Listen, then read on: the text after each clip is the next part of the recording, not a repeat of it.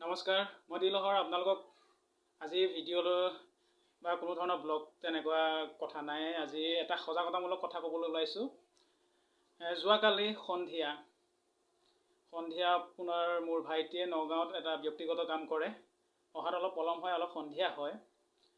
কালি প্ৰায় 7:45, 8মান বজা এই মাজতে কালি ঘৰলৈ আহি আছিলে চাইকেল চলাই। দক্ষিণপাটৰ পৰা বৰকোলালৈ আহিছে, মানে কি নিজৰ ঘৰলৈ আহি আছে। এই সংযোগী পথৰ মাজতে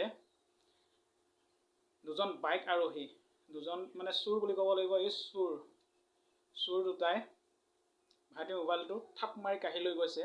যিহেতু আন্ধাৰ আছিলে, ভাইটিয়ে মোবাইলটো টৰ্চ ব্যৱহাৰ কৰি আহিছিলে। পোহৰৰ কাৰণে মানে টৰ্চটো হাতত লৈ চাইকেলখন চলাই আহি আছিলে। তেনে সময়তে দক্ষিণপাটৰ ফালৰ পৰা পাছফালৰ পৰা আহি সেই মোবাইলটো থাপ মাৰি লৈ গৈছে। পালচাৰত আহিছে সেই চোৰ দুটা, মানে পালচাৰত আহিছে আৰু চিলনী চোৰ বুলি ক'ব লাগিব।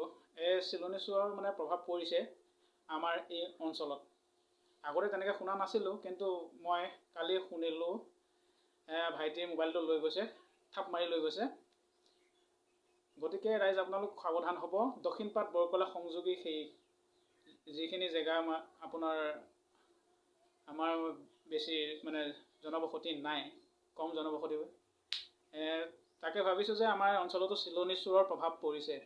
গতিকে সাৱধান হ'ব, আপোনালোকে সতৰ্কতাৰে যাব।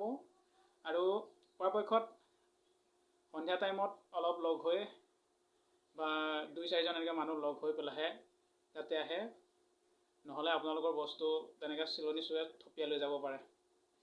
গতিকে আপোনালোকক সজাগতাৰ বাবে এই কথাটো ভিডিঅ'টো প্ৰস্তুত কৰিলোঁ। অলপ সাৱধান হ'ব। দক্ষিণপাট বৰকলাই সংযোগী পথ, যি জেগাখিনিত নেকি কোনো জনবসতি নাই আৰু আন্ধাৰ হোৱাৰ লগে লগে ইমান মানে লোকৰ যাতায়াত ব্যৱস্থা নহয়ে, প্ৰায় মানে কম হয়। 2-এখন বাইক আহে। গতিকে সাৱধান হ'ব আপোনালোকে, নহ'লে আপোনালোকৰো তেনেধৰণৰ অৱস্থা হ'ব। দক্ষিণপাট বৰকলা সংযোগী পথত চিলনী চোৰ থপিয়াই পেলাই লৈ যায় বস্তুবিলাক, চুৰ কৰি লৈ যায়। গতিকে সাৱধান হ'ব। ধন্যবাদ।